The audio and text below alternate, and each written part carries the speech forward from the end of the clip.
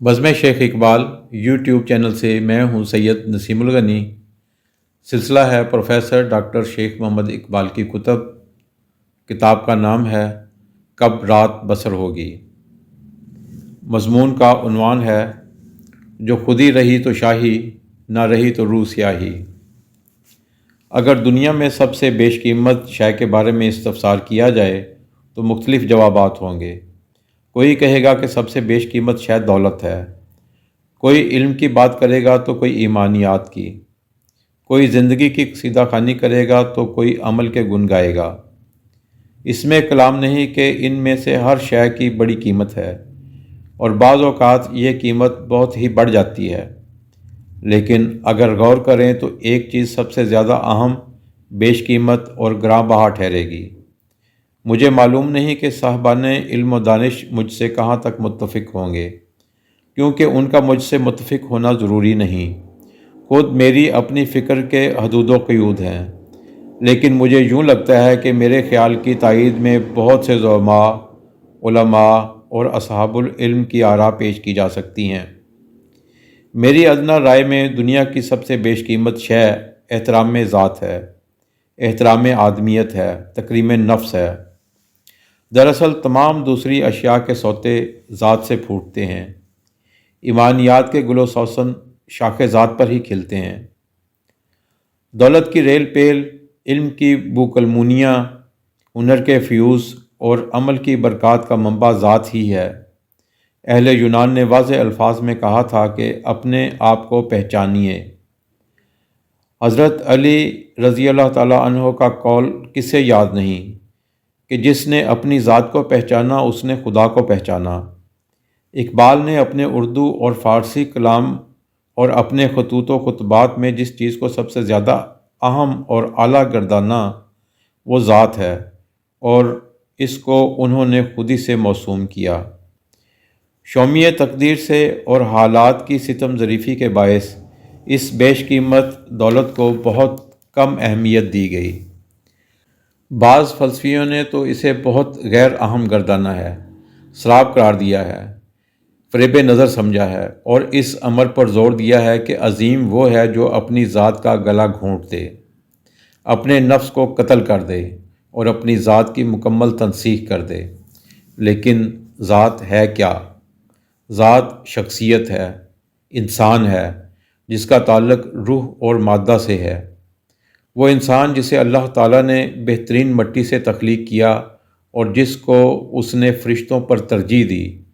जिसने इससे इनकार किया वो फ़रिश्ता भी शैतान बन गया, क्योंकि इंसान मकासद इलाही की तकमील के लिए तख्लीक हुआ है। इन फ़लसफ़ियाना मबाहस से कतई नज़र इस अमर से क्यों कर इनकार मुमकिन है कि अगर इंसान की शख्सियत नापैद हो जाएगी तो इंसान स्वाए इस्तारे के और क्या रहेगा। शख्सियत की तकमील व तामीर ही ज़िंदगी की तश्कील व तामीर है। फ़र्द की सलाबत कौमों की सलाबत है, क्योंकि अफराद मिलकर अक़वाम मिलल की तश्कील देते हैं। फिर असबात ज़ात से एतमाद के वो सोते फूटते हैं जो शख्सियत को फौलादी बना देते हैं और इस कदर मजबूती के पहाड़ राई बन जाते हैं। सिल दिल का दर्जा हासिल कर लेती है, तस्खीर फितरत अमल में आती है, कायनात की ज़ेबाई और हुस्न दो चंद हो जाता है और इस शख्सियत के तिलिस्म से पूरी दुनिया बुक़े नूर बन जाती है और हर लिहाज से नया तूर और बरक़े तजल्ली सामने आती है और सही व काविश के वो करिश्मे देखने में आते हैं कि अकल दंग रह जाती है। साइंस की फतूहात का दौर शुरू होता है, अदब की अक़लीम जगमग जगमग करने लगती है और उससे मोहब्बत की अदाएँ और इश्वा जानलेवा हो जाते हैं और हुस्न और जाज़िब नज़र और दिलकश हो जाता है। कोई मंसूर बन जाता है और कोई फ़ारूक, कोई बिलाल हबशी तो कोई अवैसे करनी। ऐसी ऐसी जलीलुल क़दर शख्सियात जन्म लेती हैं जिनकी कोख से ज़माने तख्लीक पाते हैं और अहद मार्ज़ वजूद में आते हैं। लेकिन आम ज़िंदगी में ज़ात की जिस तरह गत बनाई जाती है, इसके ज़िक्र से ही रूह पर लर्ज़ा तारी हो जाता है और ये सब कुछ मज़हब और रूहानियत, कानून और नज़्म व ज़ब्त के नाम पर किया जाता है। جب بچہ ابھی 2-3 سال کا ہوتا ہے تو ماں اسے مہذب اور شائستہ بنانے کے ذوق میں ایک مشین کا پرزہ بنانے کی کوشش میں محو دکھائی دیتی ہے۔ باپ، بھائی اور بہن سب اسے احکام کی چکی میں کچھ اس طرح پیسنا شروع کر دیتے ہیں کہ وہ آغاز ہی میں چور چور ہو جاتا ہے اور ذات کے ٹکڑے ٹکڑے ہو جاتے ہیں۔ شور مت مچاؤ، خاموش رہو، آرام سے بیٹھو، بدتمیزی مت کرو، چٹاک سے ایک تھپڑ، ایک گھونسا اور ایک جان لیوا نظر بچے کی شخصیت کو لہو لہان کر دیتے ہیں۔ ماں نہیں چاہتی کہ بچہ اسے نہ سونے دے، اور باپ نہیں چاہتا کہ بچہ اس کے کام میں حارج ہو۔ اسے خاموش رہنا چاہیے، اسے گھر کی کوئی شے ادھر سے ادھر نہیں کرنی چاہیے۔ پھر بچہ نمو کے عمل سے عاری ہونا شروع کر دیتا ہے۔ جب بچہ اسکول میں داخل ہوتا ہے تو غیظ و غضب کی بجلیاں اس کے نہالے کم سنی کو جلا کر راکھ کر دیتی ہیں۔ اکثر و بیشتر اتنی بری طرح پٹائی کی جاتی ہے کہ بچے میں سوچنے کی سکت بھی باقی نہیں رہتی۔ ماں باپ کا خیال ہوتا ہے، استاد محترم، ہڈیاں ہماری اور گوشت آپ کا، جیسے بھی ہو اسے انسان بننا چاہیے۔ وہ کیسا انسان ہو اس سے کسی کو سروکار نہیں۔ اس میں کلام نہیں کہ موجودہ طریقہ تعلیم میں بہت سی تبدیلیاں وقوع پذیر ہوئی ہیں، مگر ایسے اداروں سے استفادہ کرنے والوں کی تعداد اب بھی 1-2% سے زیادہ نہیں۔ بچہ بڑا ہوتا ہے، ملازمت اختیار کرتا ہے، کہنے کو وہ جواں سال ہے، باشعور ہے، دانا و بینا ہے، مگر بعض کے نزدیک اس جیسا احمق اور بے عقل کوئی اور نہیں ہو سکتا۔ اسے یس سر اور نو سر کے علاوہ کچھ اور نہیں کہنا چاہیے۔ بعض کا کہا ہوا مستند ہے اور ماتحت پر اس کی اطاعت ناگزیر ہے۔ اس میدان تحکم میں جہاں چلے جائیے وہاں آپ کو حاکم اور محکوم ملیں گے، رفقائے کار اور شرکائے عمل، اور پھر ہر باس کا ایک اور باس، پھر اس کا باس۔ یہ ایک لامتناہی سلسلہ جاری رہتا ہے، اور سب مل کر ذات کے بت کو پاش پاش کر دینا چاہتے ہیں، شخصیت کو ریزہ ریزہ کر دینے میں معاشرتی عافیت گردانتے ہیں۔ خواتین کے حوالے سے شوہر نہ خدا بلکہ خدا ہوتا ہے، جس کا کہا ٹالا نہیں جا سکتا۔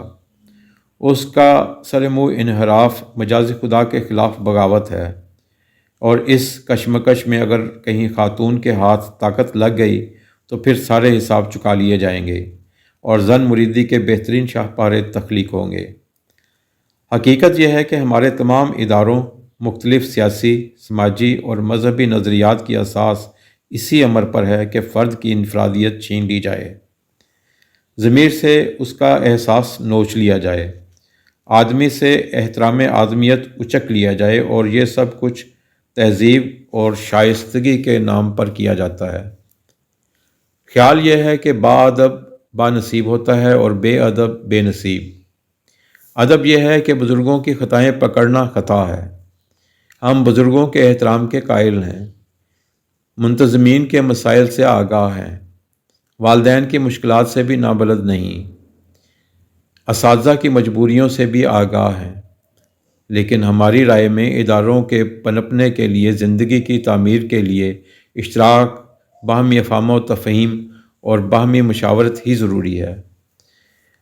ہر نظم و نسق کے قیام کے لیے محبت، شائستگی، خلوص اور باہمی احترام، رواداری جیسے عناصر کے بغیر کاروان زندگی آگے نہیں بڑھ سکتا۔